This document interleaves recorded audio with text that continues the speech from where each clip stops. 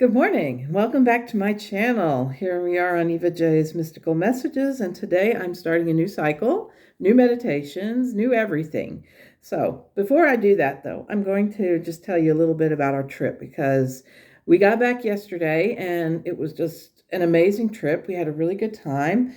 I got a couple of important things. I got some jelly babies and jammy Dodgers. So I'm set for the day. But at any rate, these are the two things that I really like to eat and that I can't get here. So I have to get them when I'm in the UK. So that's what I did. The other thing that happened was I found a set of cards. And what's really neat about this is that the cards that I found are from Ciro Marchetti, who does a thing called they do a Lermonand deck that a lot of readers use. Denise Knight Divination uses these cards, and I just think they are so cool. I think they're called Kipper, and they're an oracle deck, and I think that they're amazing, and they're done by Ciro Marchetti. And I was like, oh, I really like that deck. And so when I went to England, I was looking for certain decks, cat decks and other things. So while I was there, I was looking for these decks and I didn't find anything, but I did find the Ciro Marchetti Gold Gilded Tarot. And one of the things that was really neat about that was that Libby from Meister Tarot uses the Gilded Tarot Royale, which is another deck, but it has the same images as this deck here that I found, the Gilded Tarot. So this was just another. It's like when they use the Rider-Waite deck, and they use it for different. People have different decks with different backings on them and stuff like that, and they use them for their channels and stuff. And so I was like really just absolutely thrilled when I found this particular deck. And I wasn't really, I saw beginner tarot and I was like, oh, I have so many beginner tarot books and things like that here at home. So I wasn't sure. And then I saw the name and I said, I have got to get this deck. So I got the deck and I got back to the hotel and I was looking at the cards and I was just flipping through them and just seeing, the different images on them. And I was like going, wow, these are so cool. These are really pretty. My husband said, why do you need more decks? You have already about 5 or 6 decks. I said, some people have like 400. So it's like, decks are cool, got to get the decks. So I thought what I would do today is I thought that before I would start, I haven't shuffled these. These are still in the tarot order. And I thought I would shuffle them, give them a good mix, and then see what comes up and see what card I can pull from this deck. So here we go. I'm going to shuffle this. Ooh, they shuffle nicely too. These are such nice cards. I really like them. So I'll give them a good shuffle. I'll just go like this. And then I'll just wait and see if Nigel, Sunshine, or Ramon are going to tell me something. And Ramon just said, stop! And so I stop. Okay, so I'll pull the card off the top. And what do I get? The Knight of Swords. The Knight of Swords comes up. Very pretty card. I love the picture. And I like how the star shines from the image that he is holding up on the sword. So I'm trying to remember what the Knight of Swords means, but I just like the card. And I just think the image is so pretty. And so I'm not going to try and interpret this, but I'm going to let you decide how this might reflect on today's meditation. And so you determine for yourself what this means. And but I think the cards are so beautiful. And so I will look it up after I finish the video and see what the card means. But I think that for now, we'll just look at this card and just take in the image, the color, the imagery, everything about it. It's just absolutely beautiful. These cards are amazing. And I just am really drawn to them. So it looks like the horse is wearing like a sheet or a covering, because you don't see the legs of the horse exactly, but you do see the sort of rippling type of thing, like when a bed sheet is unfurled or something. So very interesting imagery here. So we'll see. I'll check the book after the meditation and we'll see what this really means. But I just think it's a beautiful card. So I'll just leave this out here. And I will start with day one. This is called Going Deeper. And the idea of this meditations are to really go deeper and explore the depths of my spiritual unfolding. And as Nigel just told me, that this is what it's going to be about. So I'm going to go ahead and start. Today is April 13th, 2025, and we're on day number one. So here we go. I started by saying I had a wonderful holiday. And Nigel said, "That is great, love. You feel refreshed from the time you were away." I said, "Yes, I do. I did not feel as though we were separated at all. I feel as though we were together, just not actively speaking." And Nigel says, "Oh, we were with you. That is more clear than you will while you were out and about. Like the bench that you felt drawn to. You felt as though it was calling you. That was us telling you to go and sit there." And I said, "I got to thinking about how brave Alexei Navalny's wife is, how powerful of a leader she is, and how threatened those in Russia are towards the people, even more powerful because she is a woman. Much of the evil that is out there in the world is being done by men." And Nigel says, "Yes, men who are afraid of a strong-willed woman. They are so afraid that they will say the things that are like this to silence and control. Does it not surprise you that most of what is happening in the world is happening because there are men who want to control and silence the women?" I said, "Not really. What surprises me are the sheer number of women who will allow this to take place. I mean, women here have often been denied their rightful place in history and have been silenced because of men being fearful that they have a certain level of power in society." Nigel says, "Yes, but women are much stronger than, and the more suppression they must contend with, the more strong they will be able to fight back." And I said, "Nigel, will they succeed with these voting suppression that they are trying to force on women? The whole birth name stuff, I mean, that does affect so many women, myself included." And Nigel says, "It will not succeed as the women are rising up. They are also going to find that instead of suppressing many liberal-minded women, it will suppress small numbers of women in their own side. Many of the things that these people wish to force on others are simply the boomerang that will come back and hit them head on. They are not going to like the outcome at all. Look at the issues regarding the tariffs. There are often these moments when the leadership has been forced to backpedal because they make decisions that are proven harmful to the people.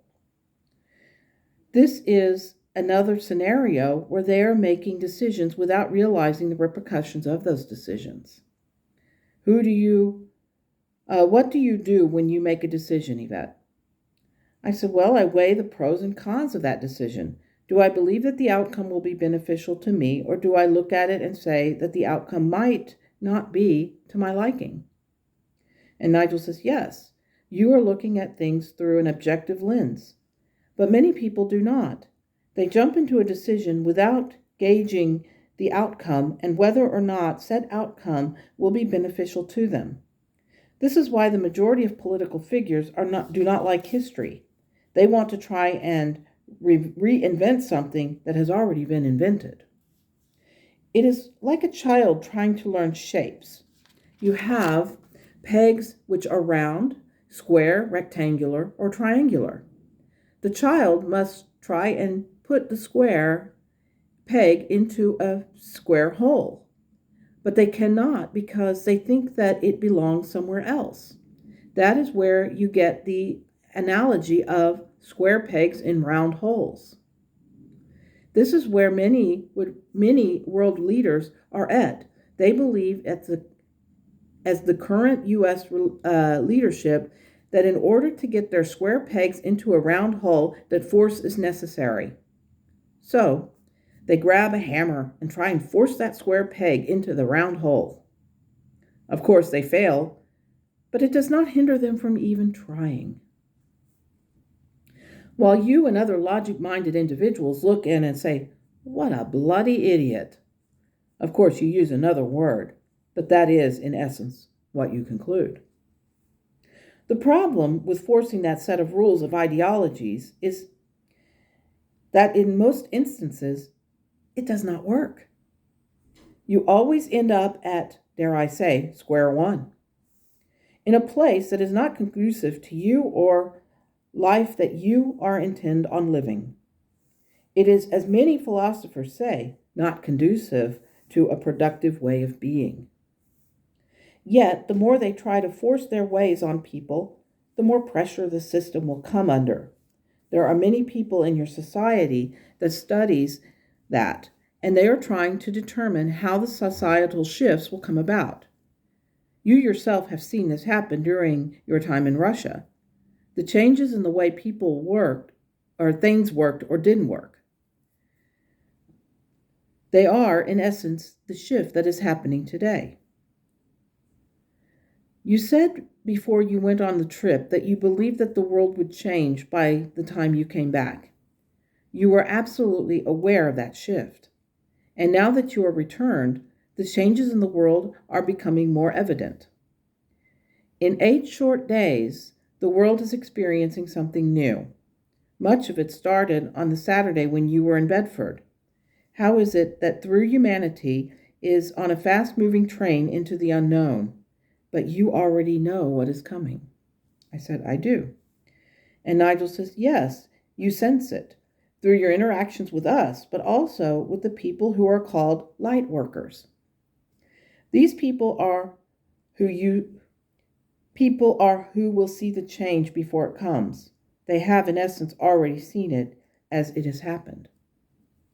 The days of old religion are dying out as more people come to realize that the worshiping of old relics and icons are no longer serving them in the spiritual nourishment that they need. You see, a religion is more than just a place where people go to worship an idea that they view as being separate from them. The notion of what you read about in transcendental writers and then found yourself relating to unity are the tools that you are using now to break free from the ideological barriers that keep you trapped in a faith that never served you. I said, but unity did. And Nigel says, yes, but unity is not a religion in that sense. Yes, it has called itself a church, but it did not operate in the manner that most churches did. It was, as you called, it was often called a sect, and do you know why? I said, I always thought because it was different. The ideas of unity have always been a part of me, even if I was not in a specific role as a teacher. I had thought for a time about becoming a unity teacher, but then got totally turned off by the notion of becoming another cog in a wheel, trying to convert myself into a specific liturgy, no matter how open it was. It just felt the same as if I had when I was trying to do the whole conversations with God. There were always going to be those people who try to tell me that it is not the way Walsh did it, and although I had always admired him, but I have always admired the fact that Charles and Myrtle Fillmore founded a movement that is, still with us today. I just can't go into learning to interpret things the way someone else did. And Myrtle Fillmore comes in and says, you have to find your own path. You may be surprised to know that back in our days, Charles and I had the same idea. We did not want to go into creating a, quote, church, unquote, per se. We wanted to have a place where we could freely express the ideas that we had about the world. You yourself have been described as a light worker. You are forging a path forward and getting your ideals and thoughts out in a turbulent world. It is not so far afield as what we did. Did we think that our idea back in 1889 was an idea that would survive into the 21st century? No, we did not. But we still gave it a try because that is what Spirit was telling us to do. Tell me, Yvette, what is Spirit telling you to do? And I said, continue along this path regardless of what others might say. And Myrtle Fillmore says, good. Now I think that one of the things you must do is find these conversations with God and share them. Share them with those who are willing to listen. Share your knowledge and strive forward, not with the intention of falling in line with what I did or what Charles did, but instead what you feel is right. The value of what you are doing cannot be understated. You know that we women of consciousness must not ever allow others to dim our light. So go forth and do that. Do not allow others to dim the light that you are. And I said, thank you, Myrtle. I will remember that. And she says, you do. And do not ever be afraid of letting us in. You are a person of light, and only light can enter here. I said, I will. Thank you. And Nigel says, you wanted to speak of powerful women, and one came in at that moment. The spiritual world is in synchronicity with you, and I think that is a good place to end for today, don't you? And I said, yes, I think you're right. It is. Nigel, thank you for today and for always staying with me. It makes things so much easier to come back to doing this, knowing that I can come back to this when it is needed. I truly do feel myself recharged. And that was where I ended today. Okay, and now I'm going to look in this book. This is the book that came with the cards, and I have to find the Knight of Swords. So let's see if I can find it. Let's see, Minor Arcana. Boop, boop, boop. Okay, here we go. Knight of Pentacles, Knight of Cups.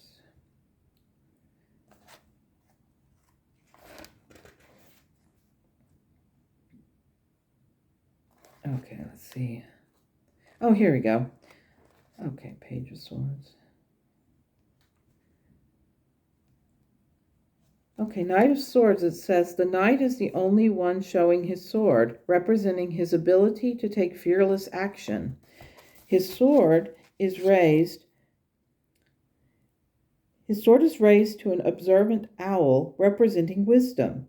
The job of the Knight of Swords is to teach us to use discernment, to see things as they really are, and to have the strength to deal with them appropriately.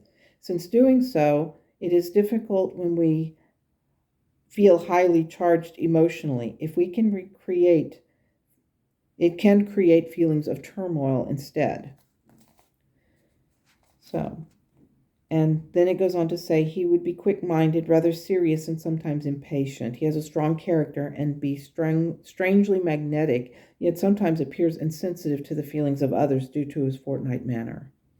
So that is the card. And it says, here it goes on and says, the energy brought by the knight is so swiftly moving that it may feel chaotic due to the speed in which events unfold and the feelings of confusion this could create. Sometimes his swift-moving action is a necessary requirement as it brings about better circumstances. There's a great deal of strength offered by this knight, which can be advantageous, so if you need to be ready for a ride with the changes he brings. Wow. So that is the card. And with this meditation, synchronicity is going strong on this one. So I'm going to end it there. I love these cards. They're really beautiful. I'm probably going to use them more and use the book as well and just, go through it like that. It's kind of fun and it's kind of insightful too. So that is the meditation for today. Thank you for being here. Thank you. Welcome back. I'm really happy that you're here. And I hope you have a wonderful day. And I'm going to have a relaxing day, even though I've got a mountain of laundry that looks like it could reach to Mount Everest in stature. But I've got 8 days worth to wash. So, so I wish you a wonderful day, and I hope you enjoy it. And I'll see you tomorrow for the next meditation. Take care. And as always, namaste.